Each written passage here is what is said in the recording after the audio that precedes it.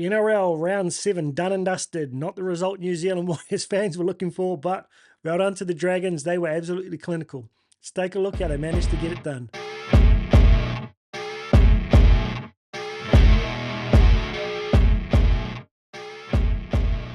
Hey team, welcome back into the Warriorholic. Shit, I haven't heard about even doing one this week because I know fans aren't overly keen on watching reviews after a loss. But shit, if the boys are committed to be out there every week, I'll make an effort to be too. It'll be a bit of a different review. I'm not going to break down all of the individual stats this week, but I'm going to look at the overall stats from the game just to give you a bit of an indication how it was a very odd game in the end. But before I get into this, look, I hate losing on a Friday, and it normally ruins my weekend. And I struggle to watch any other footy, but it was great to watch the Harold Matts boys yesterday get it done. Hard-fought battle against the Bulldogs to make their first ever grand final. So get in behind them. I think they're an absolutely outstanding young team. Some real quality talent in there. And yesterday, the Cup boys, after getting off to a flyer, let the Dragons come back into it. The Dragons score in the last minute. The game looks shot. 45 seconds to go. The boys pull one out of their ass. What a comeback for the ages, that one. I maintain 2-0 Picky, kicking the goal to seal the win in the end. Outstanding boys. Both teams made my weekend. Gave me the energy to get up here and do a review of the first grade game. Thanks, boys. Really appreciate that. Right, 30-12, 5 tries to 2 to the Dragons. Hands up, fans who actually thought in your heart this could actually happen. If I'm honest, I thought it might. It's been coming for a couple of weeks now. Been chatting with a good mate, Jack Grant, over there in Melbourne, Hearty Warriors fan. Definitely knows this footy, that boy. And for both of us over the past 2 or 3 weeks, we've sort of seen the signs of this. You can't lose that many quality, experienced players off your bench, particularly out of the middle. Playing your starting 13 so many minutes, those older guys in the forwards there, and not eventually have it fatigue your team. You're going to eventually come up against a team that's on, that has the energy on the day, and they're going to put you to the sword. And the Dragons, although they've been up and down, they've put on some class plays throughout the season. They've got some really informed players. Lomax, Sloan. Ben Hunt hasn't been in the greatest form this year, but shit, he put on a clinic in the weekend. So that's just how footy works. As I said, I'm not going to go into all of the details about all of the players and put up all of their stats because I don't think anyone's going to watch that much of it. But what I wanted to show you is it was more competitive than we realised. Look, watching it live, I missed the first half because I had to work. So I had to go through the pain of watching the first half yesterday morning. Watched the second half live at the pub here in Paraparaumu with some Hearty Warriors mates. Shout out to Reo for making the trip down from Foxton there, brother. It would have been a long trip home. It just felt like it was an energy thing and a focus thing. The Dragons were up for it. We started strong. It looked like we were going to cruise when we got that SJ try. But for me, the turning point was that intercept to Little. Went back and watched it. I mean, context of the game, he was offside. He had both feet well over the try line before the play of the ball, standing right in front of the ref. The ref didn't notice. He gets the ball. Had he not been there, had he not got that, the ball goes to Barnett. He would have gone in untouched. Would have been 12-0. But he gets that intercept. Rocco holds down that fraction long. I thought it was marginal, but he pushed the limits. They got a penalty. And off the back of that, 4 piggyback penalties for 3 tries. But all props to the Dragons. They were clinical enough to take them. I don't think we were clinical enough in our attack to take the opportunities we potentially had on offer. But a lot of that comes down to the energy and the line speed of the Dragons. They just wanted it more, as much as I hate to say it. As we've said to a lot of people, better to have this outcome at this time of year rather than round 26. You wouldn't want to go into the final round bye off the back of something like that, heading into the finals if we get there. We will get there. So yeah, for me, that was a massive turning point. Another thing, look, this is not a criticism, don't get me wrong. I think this is just something that's a reflection on the way our games have played out recently, and that's chance. he's putting in so much effort with those 2, sometimes even 3 carries, I think, trying to help our forwards out. And this happened last year a couple of times too, around a similar time of the year. He starts to not quite have the energy in defence. We saw with the Ravalawa try, when that started to shift to their right, our left, Chance was about level with the ball, and normally he chases harder than almost any other fullback out there and follows the ball across. And I think on another day, he would have been there to help Montoya. He would have at least had a shot at putting attack on Ravalawa. But if you watch him in the background, he just jogged. He didn't have the energy to chase that ball right the way across the field like he normally would. The tackle on Ben Hunt, great palm off of Egan. Tamati Martin did well to actually wrap him up with that inside shoulder, but Chance just wasn't quite his normal clinical self. He would normally be right up and under him, cover up that ball, but he just went over the top. Hunt was able to reach out. So I think that's just a sign of the fatigue that's impacting on certain aspects of our game when we have players like he's trying to do too much, running too many meters to help out the forwards because they're not getting the bench time that they need. So that's just a little example, I think, that how a team like the Dragons were able to exploit us on the night. I'm going to go through the team stats now just to show you, if you didn't look at this first page here, 32 to 12, 5 tries to 2, 3 conversions to 2, that drop goal, I think that drop goal for the 2-point field goal, it was one of those things that I think sparked Lomax. He'd had a quiet half, sparked him into the zone. He was clinical in the second half. So if you look at that page, it looks like we were well beaten. But let's take a look at the rest of the team stats here and see how many we actually won. And I think if you didn't see the game, you didn't see the score, and you went back and watched these points, you'd think it was a nail biter, if not we'd won it. So possession, 51% to us. They only had 49. Time in possession, we had 27, they had 26. Completion rate, 29 out of 37 for us, 36 out of 42 for them. So slight advantage there. We're normally up around the 85. So that 7% difference in completion rate was probably one of the key differences between the games that we've stayed in, fought to the end and won, and this one where we got done. All runs, 189 for us, 175 for them. All run meters, they got more average meters per run, obviously. Post-contact meters, way more than them. I wouldn't have thought that before I looked at the stats here. 578 post-contact versus 498. 35 tackle breaks each, exactly the same. Average distance per set, 5 meters more for us. Kick return meters, 65 odd more meters than them per kick return. And that's an example that I think we're going to continue to see us win that stat. Like I said, SJ getting that ball up and making it competitive, other teams kicking deep.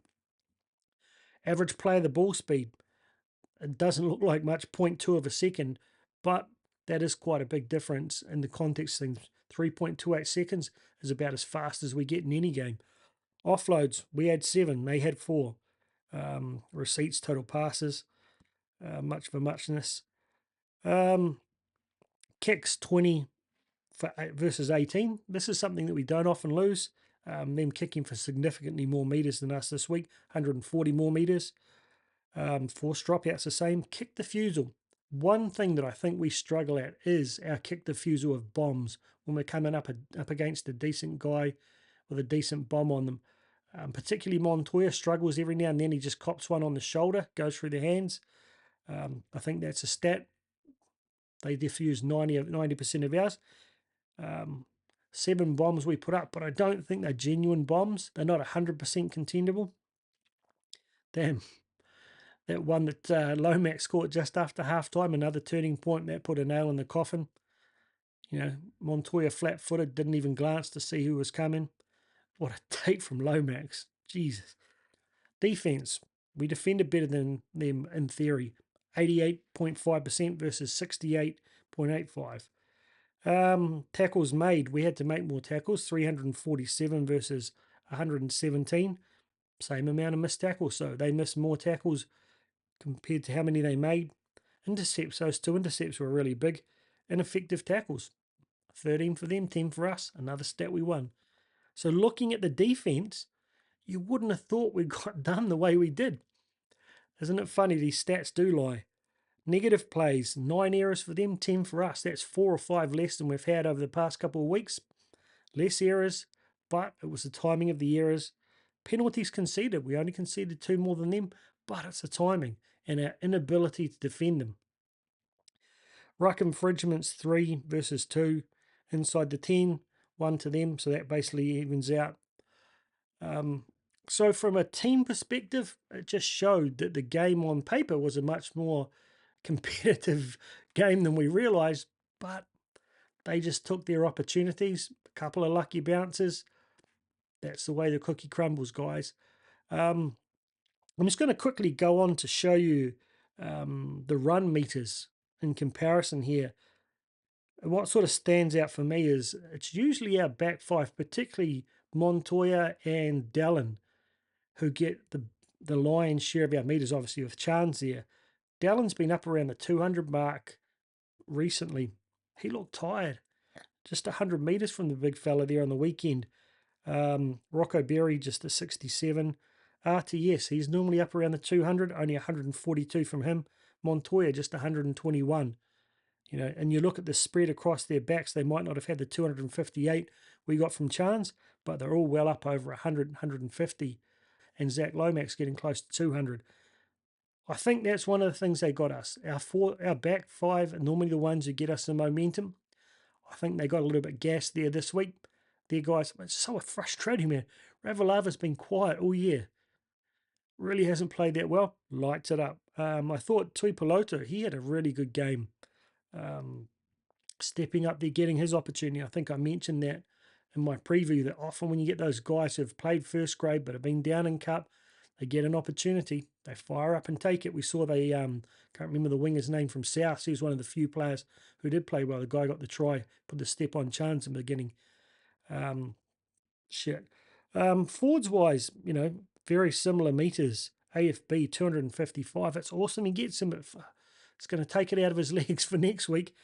Mitch Barnett up around where he normally is. So I think forwards wise we were quite similar, but I think there's a couple of guys like thought Molo had a really solid game, but interesting is meters aren't really that high. Sele, he was really good, but Jaden Sewer, the guy Jack I was talking about before, he's been talking up Jaden Sewer, and I haven't really watched a lot of him, but he was strong in the weekend.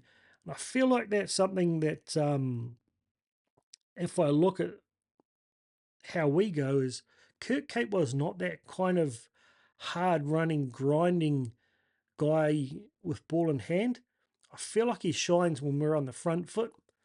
You know, he's a really good runner. He's got, you know, he can find a gap when the other team's on the back foot. But sometimes I feel like we do need that big, hard, bustling Olakalotu type edge, and we're probably missing Niakore. You know, I think it's a different game with him out there, either on the bench or on an edge there. His aggressive running, I don't know. Tohu there with massive minutes, and we'll show you tackles again in a minute. But he looks tired. So looking at the defense here, the reason I wanted to show this is the tackle efficiency of our back three was not great. And I think that was reflected in the tries they got. The one that Sully got, it was a well-constructed try. Rocco missed him, but I don't think too many teams defend that. But I think the Ravalava one, we could have got him. Ben Hunt shouldn't have scored. Zach Lomax shouldn't have taken that kick. Those 3 tries there, take it out. It's a much more even game, but they took their opportunities, and our back 3 were a bit flat. Rocco there, 31 tackles at centre with just 1 miss. Damn, but he gave away 3 penalties. Can't do it, brother. Hey, look, like I said, it's frustrating, but the most frustrating thing for me is this might not stop for a few weeks now. We're looking to 6 to 8 weeks before we start getting Niakore, Bunty, and Jazz back. A long way in yet for Metcalf. I'm hoping Dylan Walker comes back this weekend. I I really hope they give Zion a shot. He didn't play big minutes yesterday in Cup, but he did a couple of really impactful things. He's definitely got some X factor. He definitely runs hard. Doesn't have the hugest work rate, but I think for me, I would have had him on there instead of Adam Pompey in the weekend. It was that balance between having experience versus a guy in the right position. I probably would have gone for Zion. He doesn't seem like the kind of guy who's going to be overwhelmed by an opportunity like that. In the end, I think, I don't know, I'd love someone to ask Webby what was behind that decision. Does he regret it? I don't know. But it just seemed like a bit of a risk to have Pompey on the bench instead of a guy like Zion. No idea about the length of the injury for Chanel. I think having him and Dylan Walker's injection of speed and energy is a big difference. We didn't really get that in the weekend because we didn't see Adam come on. And obviously, they kept Paul Roach there right to the end. Saying to mates at the pub there, I probably would have bought SJ or Egan off a bit earlier than that once we knew it, we were pretty much cooked. And I'm glad they did bring SJ off, give that leg a bit of a rest and not risk it.